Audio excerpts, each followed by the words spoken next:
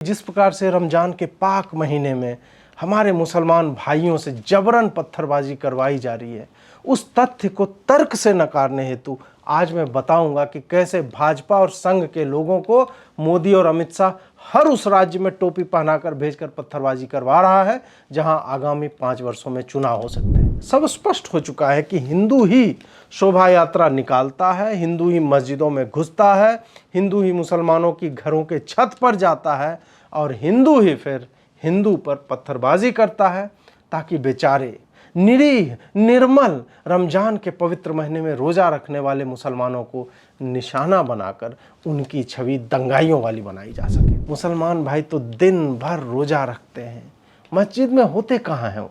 इसी का लाभ उठाकर हिंदू मस्जिद में घुस जाते हैं और छतों पर पत्थर रखकर छत पर ही छुप कर बैठ जाते हैं।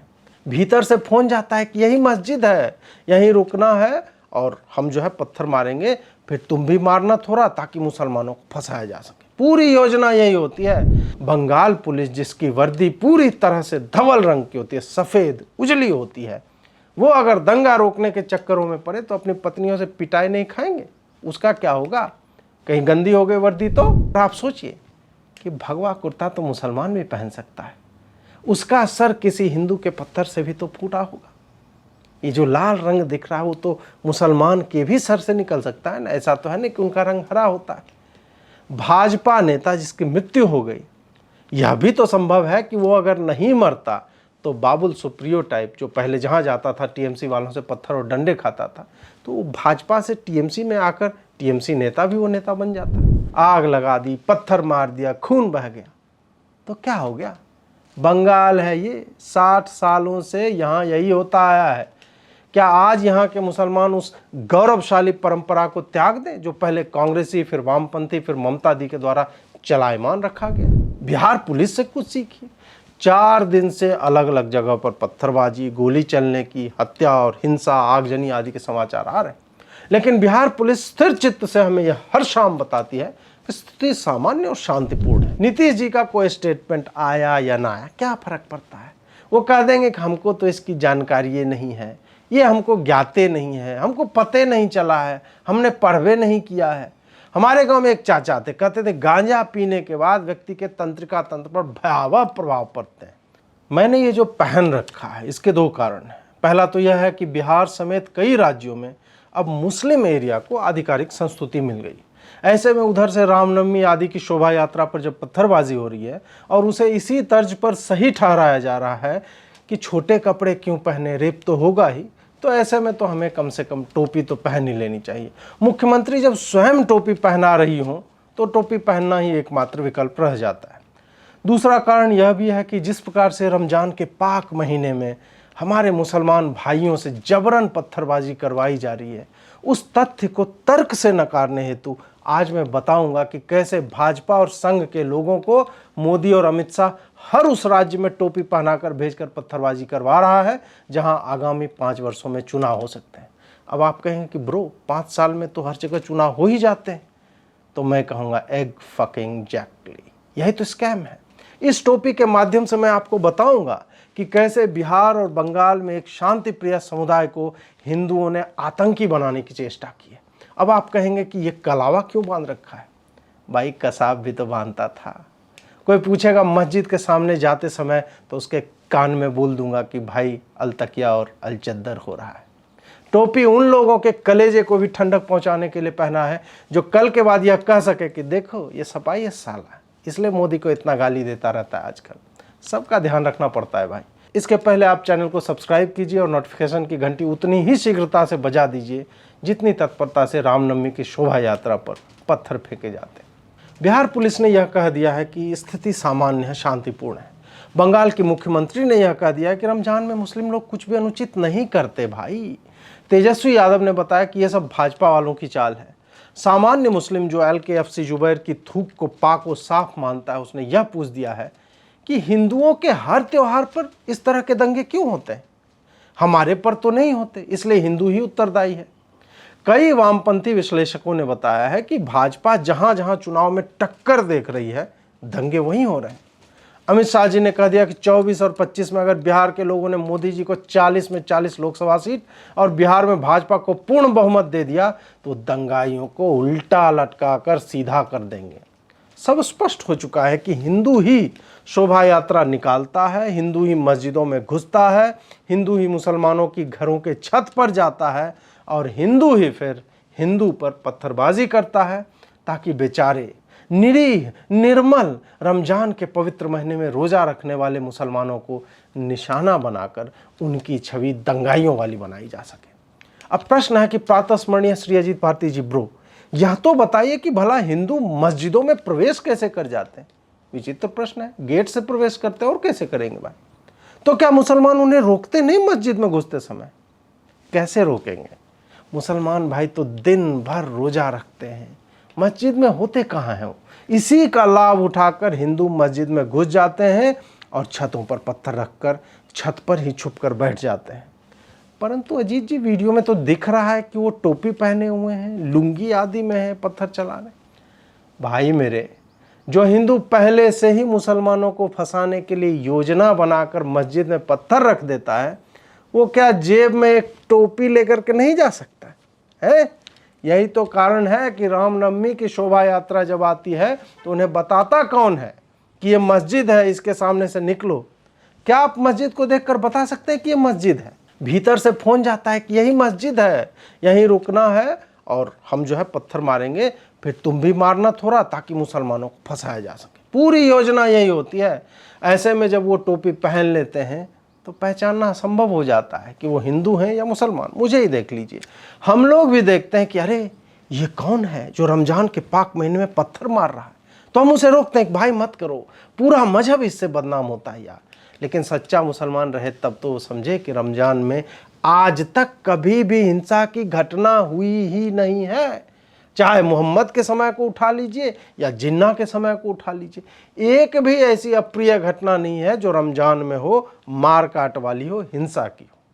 हम लोग बस खजूर खाते हैं, पानी पीते हैं और जुबैर की तरह 4 बजे सहरी करने के बाद 9 दिन पुरानी घटना पर एक ट्वीट करके पूछते हैं कि मोदी जी आलोचना से इतना डर क्यों है? तो फिर बंगाल में क्या हुआ? बंगाल में क्या हुआ? बंगाल में तो सीए के समय भी हिंदुओं ने टोपी पहनकर खूब बवाल किया था, रेलवे की 250 करोड़ की संपत्ति को क्षति पहुंचाई थी। सब भाजपा और संघ वाले करते हैं। राजदीप जी ने, तेजस्वी जी ने, ममता दी ने, सब ने बताया कि ये सब भाजपा वाले ही करते हैं।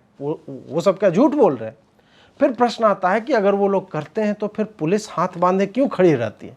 वो दंगों को शांत क्यों नहीं करती? क्योंकि भाजपा वाले तो उनके राज्य में सब कर रहे हैं, उनकी छवि धूमिल करने के लिए। इसका उत्तर 2 भाग में। पहला तो यह है कि भाजपा वाले क्या हमारे अपने लोग नहीं? क्या संघ वाले मानव मात्र नहीं है? फिर इन पर कार्रवाई कैसे कर लें? सब तो अपने ही हैं। ममता जी तो ब्राह्मण ही है, तो क्या वो अपने अपर कास्ट भाइयों पर कार्रवाई कर देंगे?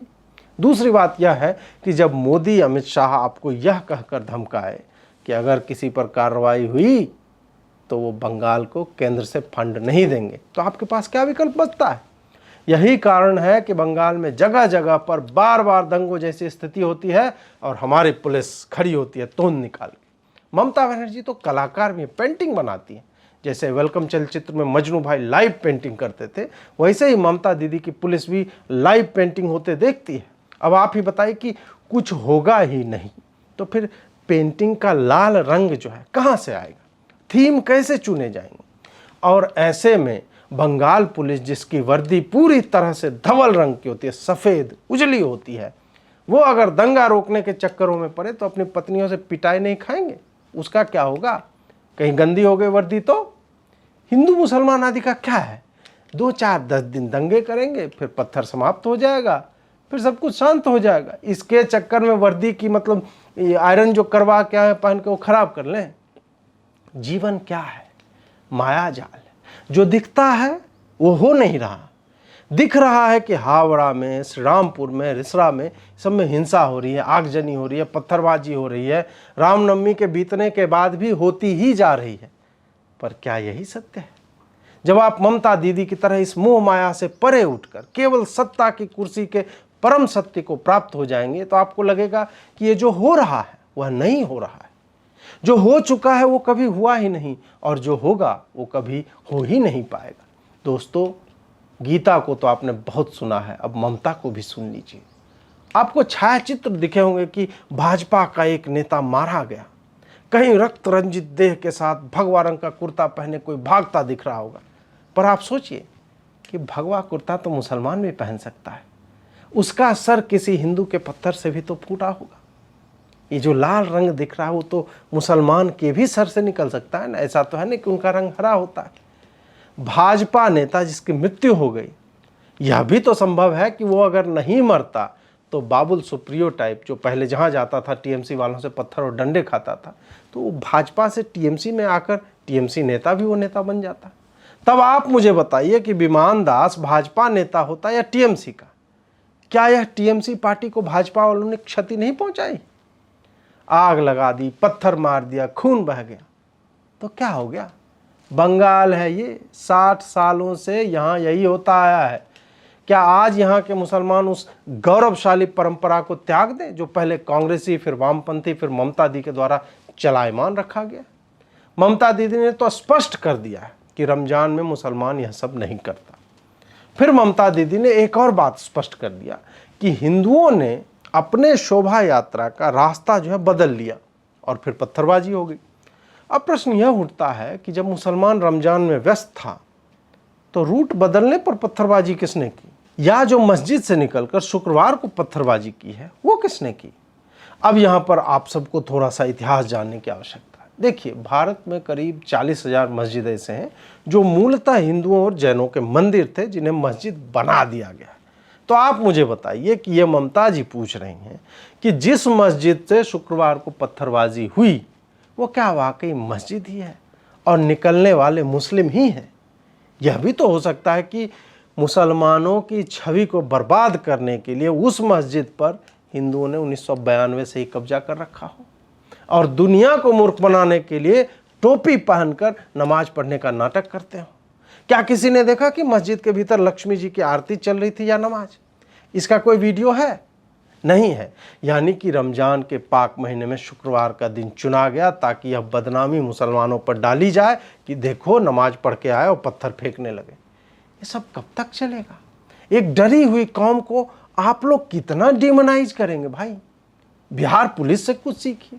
4 दिन से अलग अलग जगह पर पत्थरबाजी, गोली चलने की, हत्या और हिंसा, आगजनी आदि के समाचार आ रहे हैं, लेकिन बिहार पुलिस स्थिर चित्त से हमें यह हर शाम बताती है कि स्थिति सामान्य और शांतिपूर्ण है।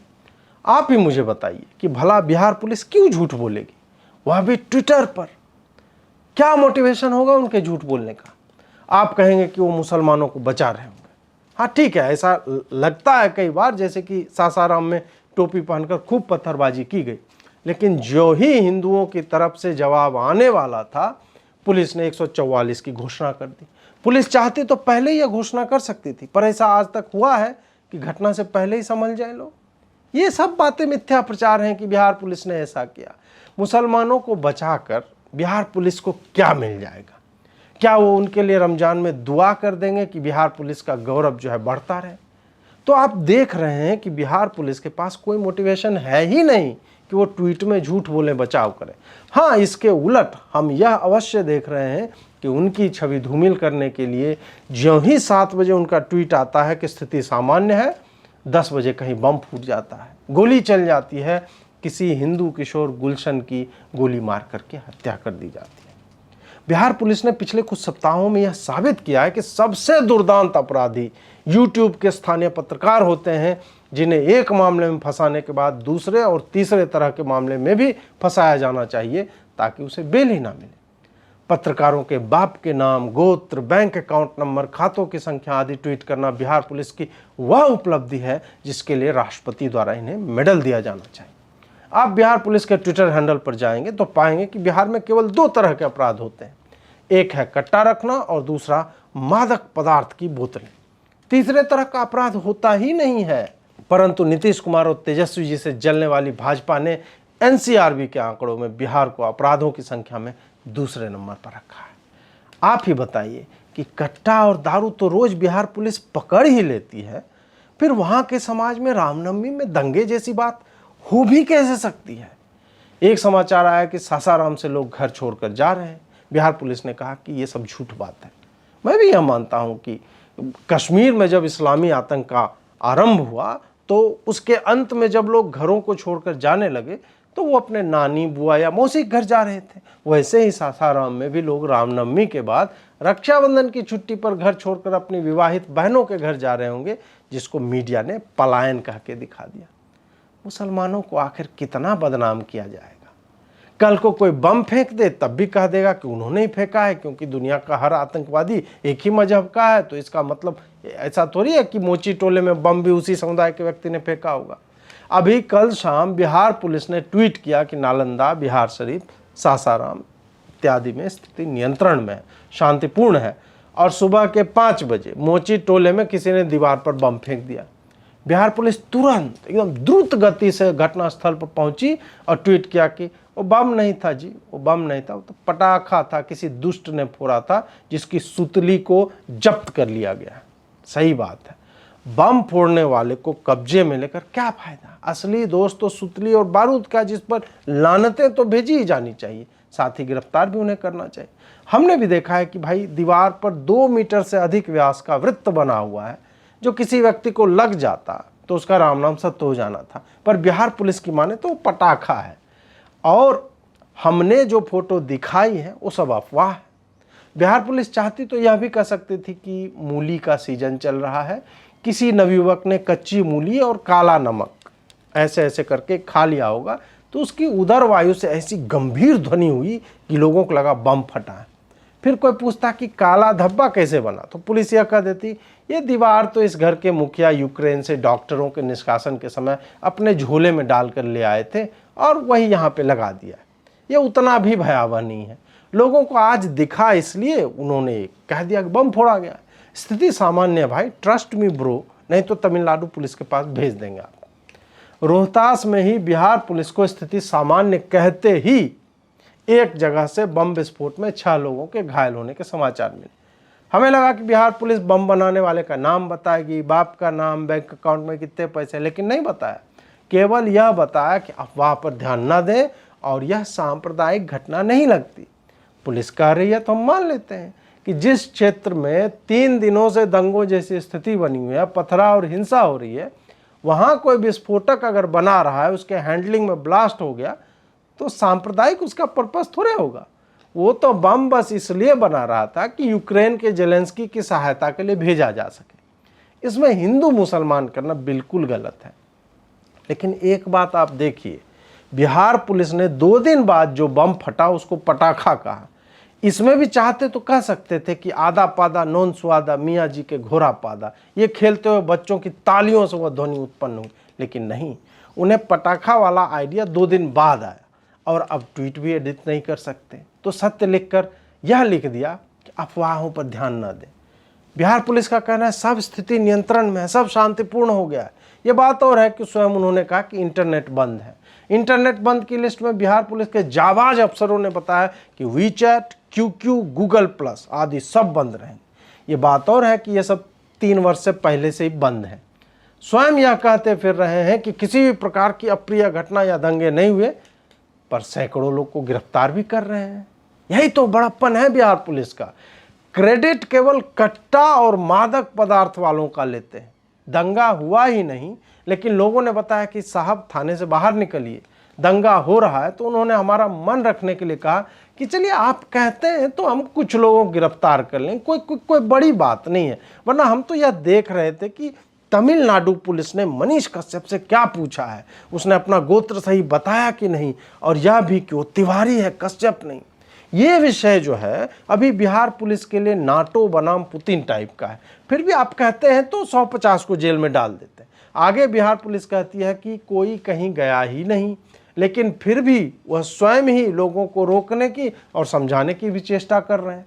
कितना पावन कार्य है कि लोग लोटा लेकर सुबह सुबह जा रहे थे तो बिहार पुलिस ने कहा भाई मोदी जी का स्वच्छता अभियान चल रहा है, बाथरूम में कीजिए। फिर उन्हें दिखा कि हाथ में तो लोटा है ही नहीं और समय भी सुबह का नहीं, दोपहर का है। फिर भी लोग कहीं क्यों जा रहे होंगे? बिहार पुलिस ने बहुत सोचा होगा, फिर नीतीश बाबू से पूछा होगा, तेजस्वी ने बताया होगा कि पलायन नहीं हो रहा है। रात में ओलावृष्टि हुई तो लोग खेत में गेहूं पका के नहीं गिर तो नहीं गया यह देखने जा रहे हैं। तब बिहार पुलिस ने समझा बुझाकर उन्हें वापस लौटाया कि चिंता ना करें, वो ओले नहीं है, वो पत्थर पड़े होंगे, डरने की कोई बात नहीं। रमजान में डर कैसा। बिहार पुलिस ने बताया कि कोई हिंसा नहीं हुई, स्थिति शांत है, नियंत्रण में है। पर एक परिवार को 5 लाख का मुआवजा दे दिया गया है। देखिए, पुलिस को जब यह पता है कि मनीष कश्यप के खाते में कितने पैसे हैं, तो क्या उन्हें यह पता नहीं होगा कि गुलशन की हत्या राशन लेते जाते समय कर दी गई, जैसा कि उसकी बहन क्लेम कर रहे हैं।